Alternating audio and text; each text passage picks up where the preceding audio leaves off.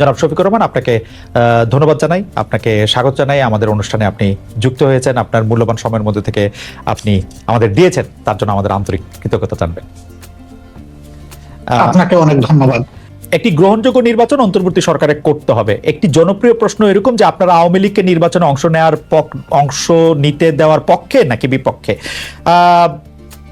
আওয়ামী লীগ আপনাদের কোনো রাজনৈতিক স্পেস না নিলেও আপনি আওয়ামী লীগের নাম উল্লেখ না করে কোনো ধরনের জুলুম না করার কথা ঘোষণা দিয়েছেন। অনেকে বলেছেন যে এই ঘোষণা না দেওয়ার কে আপনি, এই প্রসঙ্গেও যদি একটু আপনি বলেন। না, এই ঘোষণা দেওয়ার কে প্রশ্ন করেছে? জি, আসলে আমি আওয়ামী লীগের নাম নেই নাই, আর আওয়ামী লীগকেও আমি ইন্ডিকেট করি। শুধু আওয়ামী লীগ আমাদের উপরে জুলুম করে নাই, আরো অনেক পক্ষ আমাদের উপরে জুলুম করেছে।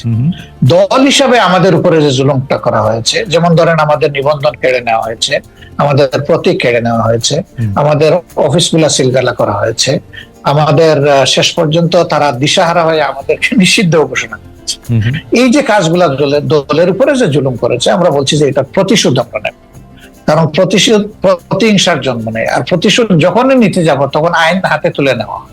আমরা আইন হাতে তোলার নেওয়ার ব্যাপারে আমরা বিশ্বাসী না।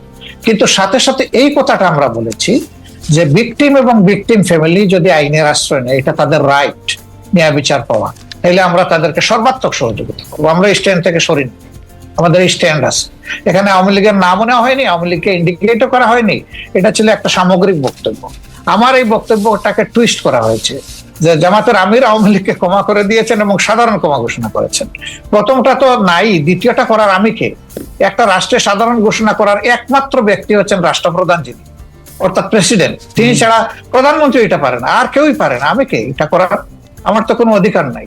বরঞ্চ আমরা বারবার বলে আসছি যে যাদের উপরে জুলুম হয়েছে, যারা ক্ষতিগ্রস্ত হয়েছে, নিহত আহত গুম হয়েছে, তার সম্পদ হারা হয়েছে, চাকরি হারা হয়েছে, তারা অবশ্যই মামলা করবে এবং তাদেরকে আমরা সঙ্গত সহযোগিতা করব।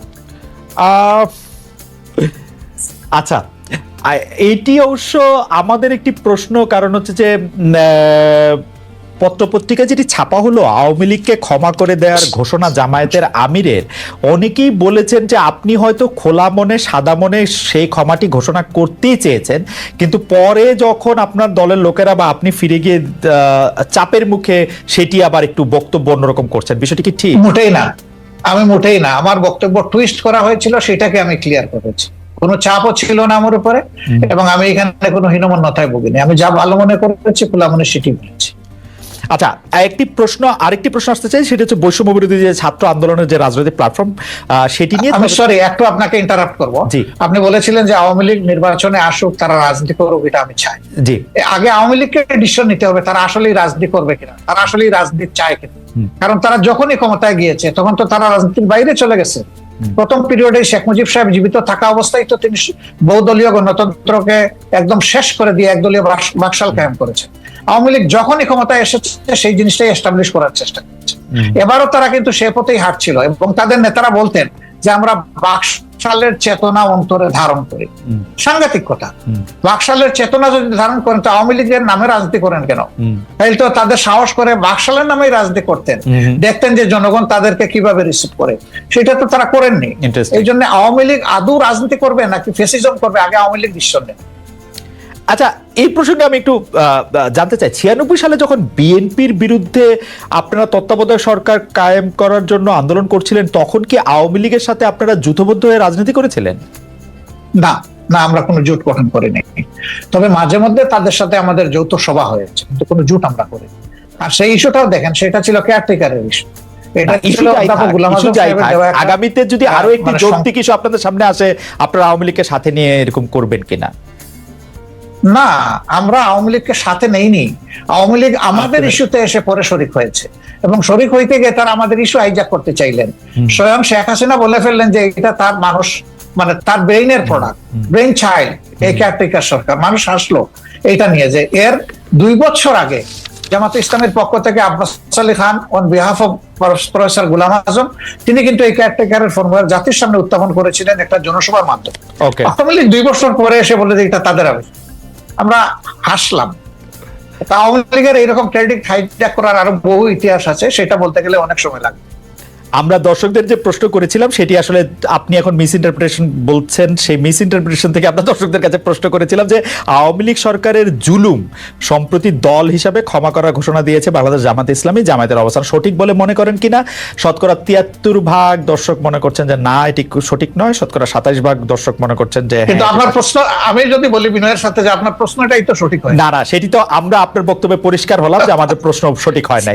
তবু যেহেতু যে প্রশ্নটি করেছিলাম আবার দেন একটু দেখি তারা কি বলে। হ্যাঁ, না ঠিক আছে, আমরা আবারও নিশ্চয়ই এটি আবার জানতে চাইবো যে আমরা আরেকটি এটি করব যে এটি আসলে উনার বক্তব্য নয় বা উনার বক্তব্যকে একটু মোচড় দেওয়া হয়েছে, যেটি ডক্টর শফিকুর রহমান একটু না, ভালোই মোচড় দেওয়া হয়েছে। কিন্তু এটি সবাই দলবদ্ধভাবে এই মোচড়টি কেন দিল বা দিতে পারলো বলে আপনার মনে হয় ডক্টর শফিকুর রহমান? আমাদেরকে সবাই খুব ভালোবাসে, তো এই জন্য আমাদের নিয়ে কসলাইতেও ভালো। আপনাদের সবাইকে ভালোবাসে, কসলাইতেও ভালোবাসে। আমি একটু আপনার গঠনতন্ত্র থেকে, জামাত ইসলামের গঠনতন্ত্র থেকে একটু পড়ি।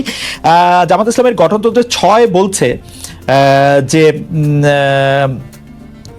কেবল আল্লাহ তাআলার বিধানকেই একমাত্র হিদায়াত হিসেবে মানিয়া লইবে এবং আল্লাহ তাআলার দেয়া শরীয়তের বিপরীত যাবতীয় নিয়ম নীতি এবং পন্থা পদ্ধতিকে প্রত্যাখ্যান করিবে, মানে জামাত ইসলামের একজন সদস্য। তো আমরা যদি ধরে নেই জামায়াত ইসলামী একটা ইসলামী শরীয়তের বিপরীত নয় এমন একটা শাসন ব্যবস্থা বা এমন একটা রাষ্ট্র ব্যবস্থা কামনা করে বা আশা করে, তাহলে সেটা আসলে কার মডেল বা কোন পৃথিবীর আর কোন দেশের আদলে? মানে এটা কি পাকিস্তানের আদলে, এটা কি সৌদি আরবের আদলে, এটা কি ইরানের আদলে, এটা কিসের আদলে আসলে? আসলে দেখেন, আল্লাহ তাআলার বিধান হলো আল্লাহর সৃষ্টির জন্য। আল্লাহ তাআলা মানুষকে শুধু সৃষ্টি করে নাই, তিনি সমস্ত সৃষ্টির স্রষ্টা। সেই স্রষ্টার পক্ষ থেকে যে বিধানটা আসে সেটা হলো ব্যালেন্সড এবং সবার জন্য উপকারী।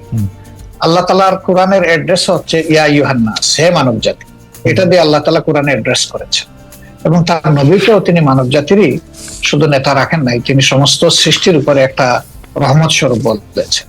তো আমরা সেই আদর্শকে অবশ্যই আমরা লালন করি, ধারণ করি এবং আমরা বিশ্বাস করি এর মাধ্যমে মানব জাতির কল্যাণ নিহিত এবং মানব জাতি কল্যাণ পাবে। যেমন ধরেন একজন কমিউনিস্ট পার্টির সদস্য, তিনি বিশ্বাস করেন যে কমিউনিজম মাধ্যমে মানুষের মুক্তি।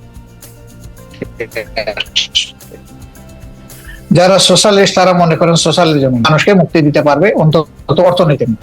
তো এরকম এক একটা আদর্শ রয়েছে, সেই আদর্শের অনুসারে তার আদর্শকে আপহোল্ড করবেন, এটা খুবই সহজ। আমরাও সেই দিক থেকেই করি। এখন আপনার প্রশ্ন হলো যে এটা কি পাকিস্তান মডেল হবে নাকি অন্য কোনো দেশের মডেল হবে? না, এটা আল্লাহ তাআলা স্রষ্টা আর তার মেসেঞ্জার যারা ছিলেন, শুধু মুহাম্মদ সাল্লাল্লাহু আলাইহি ওয়াসাল্লাম না, এর আগেও যারা পয়গম্বর এসেছেন বা প্রফেট সাল্লাল্লাহু আলাইহি সাল্লামরা যারা এসেছেন, তারা তাদের যে মডেল, আমরা ওই মডেলটাকেই আমরা সবার মডেলটা দুনিয়ায় এখন বাস্তবে নেই। আছে মুহাম্মদুর রাসূলুল্লাহ সাল্লাল্লাহু আলাইহি ওয়াসাল্লামের মডেলটাই বাস্তবে আছে। ডক্টর রহমান, সেটা হচ্ছে মদিনায়। জি ডক্টর রহমান, আমি একটু শেষ করি। মদিনা কেন্দ্রিক যে শাসন ব্যবস্থা ছিল, সেই শাসন ব্যবস্থায় সকল দল ধর্মের মানুষের নিরাপত্তা সকল দিক থেকে, তার জানের মালের ইজ্জতের নিরাপত্তা নিশ্চিত হয়েছিল। তা আমরা সেই মডেলটাকেই মনে করি উপকারী মডেল। ওকে, ডক্টর রহমান, আপনার কাছে কি মনে হয় না যে আপনি মানে মদিনার পরে এটি আর কোনো দেশে কার্যকর হয়েছে, কোন একটি মডেল হয়েছে, সেরকম কি আপনার কোনো কিছু একটা মনে হয় যে এইটা আমরা উদাহরণ হিসেবে নিতে পারি কোন আরব বিশ্বে, কোন মুসলিম বিশ্বে, কোন মুসলিম? দেখেন, দুইজন মানুষ যেমন হুবহু সমান হয় না, ঠিক দুইটা সভ্যতা হুবহু সমান আমি পাবো না। হয় হচ্ছে উন্নত হবে, না হয় একটু অবনত হবে। রাইট। তো পরবর্তী পর্যায়ে আমরা যদি উসমানিয়া সভ্যতার কথাটা ধরি, সেটা দুনিয়ার বহু জায়গায় বিস্তৃত ছিল এবং এটা 1 বছর 2 বছর, 1 দশক 2 দশক না, বরঞ্চ শতকের পর শতক ছিল। সেখানে মুসলমানরা সংখ্যালঘিষ্ঠ ছিল, বিভিন্ন দেশ যেগুলা শাসন করেছে, এখন তার স্মৃতি পাথরগুলা রয়ে গেছে দুনিয়ার বিভিন্ন জায়গায়। তো তারা সেদিন যে নৈতিকতার বলে শাসন করেছিলেন, মানুষকে সুশাসন উপহার দিয়েছিলেন, এই জন্য মানুষও তাদেরকে এইভাবে মেনে নিয়েছিল। শুধুমাত্র তলোয়ার আর বন্দুকের জুড়ে কিন্তু তাদের এই বিস্তৃতি ঘটেনি, ঘটেছিল তাদের গুণাবলীর কারণ, এবং সেই গুণাবলী তারা কোরআন সুন্নাহর গুণাবলী ধারণ করেছেন বলেই বিশ্বকে তারা শান্তির দিকে নিয়ে যেতে পেরেছিলেন এবং মানুষও তাদেরকে আনন্দ চিত্তে। কোরআন সুন্নাহর কিন্তু যুগের ব্যবধানে সেখানে যখন পরিবর্তন বা বিকৃতি আসলো, তখনই মানুষও ক্ষতিগ্রস্ত হলো, এই শাসন ব্যবস্থাও ক্ষতিগ্রস্ত। কোরআন সুন্নাহর গুণাবলীর কথা আপনি বলছিলেন, কিন্তু আমরা কিন্তু বাংলাদেশে দেখতে পাই আপনারাই একমাত্র ইসলামিক দল নন, আরো অনেক ইসলামিক আদর্শের প্রতিষ্ঠান রয়েছে, দল রয়েছে, মতবাদ রয়েছে, তাদের কেউ কেউ সাথে আপনাদের বিরোধ রয়েছে। আমরা কি করে বুঝবো যে জামাতে ইসলামী প্রকৃত কোরআন বা রসুলের দেওয়া শরীয়তের অনুসারী? সেটা আমরা কিভাবে নিশ্চিত হব? কারণ এরকম অনেকে আছে যারা খালেদ মহিউদ্দিন, আপনি দেখেন যে আপনার ঘরে কিন্তু, জি বলেন, আপনার পরিবারে আপনি একমাত্র সদস্য নন, রাইট? আমি আশা করছি যে সেখানে আপনার মিসেস আছেন, আপনার ছেলেমেয়েরা আছে, এই 4-5 যারা আছে তাদের মত কিন্তু সব ব্যাপারে যে এক হয়ে যায় বিষয়টা এমন, কিন্তু তারপরে পরিবার কিন্তু চলে, পরিবার কিন্তু ভেঙে যায় না। মতের ভিন্নতা থাকবে, এটাও একটা সৌন্দর্য, এবং ভিন্নতা যখন থাকে তখন অনেক কিছু ডাইভার্সিটি চিন্তা করার সুযোগ থাকে। আমাদের মধ্যেও সেই রকম ভিন্নতা আছে, এটা সকল ধর্মেই আছে, এই ভিন্নতা সকল ধর্মে আছে। আচ্ছা, এটাকে বড় কোনো ম্যাটার হিসাবে আমরা দেখি না। তবে যারা ট্রুলি মানে ইসলামের ফলোয়ার, তারা এক কোরআন মানেন, এক আল্লাহ মানেন, এক রসুল মানেন, এই 3 জায়গায় তাদের কোনো মানে দ্বিমত নাই। সুতরাং মতের মূল জায়গাটা ঠিক আছে, বাকি জায়গাগুলো খুঁটিনাটি একটু এদিক সেদিক হতেই পারে, এটা কোনো বড় ব্যাপার। ইসলামের ডেমোক্রেসি জায়গাটা কেমন? মানে ইসলাম কি, আপনি মদিনার কথা বলছিলেন, আমাদের রসুল সাল্লাল্লাহু আলাইহি ওয়াসাল্লাম বা তার পরে যেসব খলিফা অন্তত 4-5 যেভাবে নির্বাচিত হয়েছিলেন বা যেভাবে ইয়েতে বসছিলেন, সেটি কি গণতান্ত্রিক উপায়ে নির্বাচিত হয়েছিলেন তারা? অবশ্যই, অবশ্যই। তারা তখন যারা মানে সমাজে মতামত দেওয়ার মতো সেই পর্যায়ের লোক ছিলেন, তাদের সকলকে নিয়ে তারা বসেছেন মসজিদে নববীতে অথবা অন্য কোন জায়গায় বসে, তাদের অধিকাংশের মতের ভিত্তিতেই অ্যাপয়েন্টমেন্ট গুলো হয়েছে। আপনি তাই মনে করছেন? তাই মনে করছেন, এটাই ফ্যাক্ট, এটাই হিস্ট্রি। তারপরে যখন আব্বাসীয় উমাইয়া বা ওসমানিয়ারা, দেখেন আমাদের দেশে, জি না, সেটা তো আমি খেলাফতে নিচ্ছি না, আমি খেলাফতের যুগটা বলতেছি। এরপরে ধরেন যখন হলো, এই খলিফা যখন কেউ হয়ে গেলেন, তিনি কিন্তু অ্যাবাব অল ইন অল হইতে পারলেন না। এই ধরনের বহু ঘটনা আছে, আমি এখন কথা লম্বা হবে, সেই উদাহরণ আমি দিচ্ছি না, বহু ঘটনা। মানুষ সেখানে হাইলি ডেমোক্রেটিক রাইট এক্সারসাইজ করেছে, আলহামদুলিল্লাহ।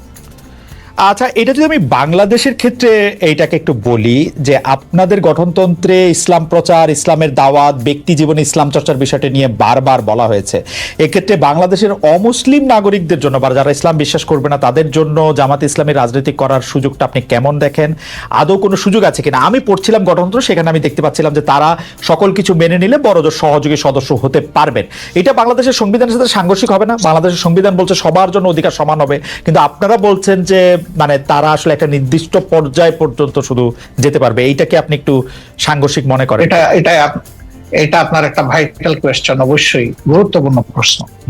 দেখেন, আমরা তো কাউকে ইম্পোজ করব না, আমাদের আদর্শটা গ্রহণ করতে এবং দলে আসতে আমরা ইম্পোজ করব না, কিন্তু দলের দরজা তাদের জন্য বন্ধ করা যাবে না, আমরা দরজা খোলা রেখেছি।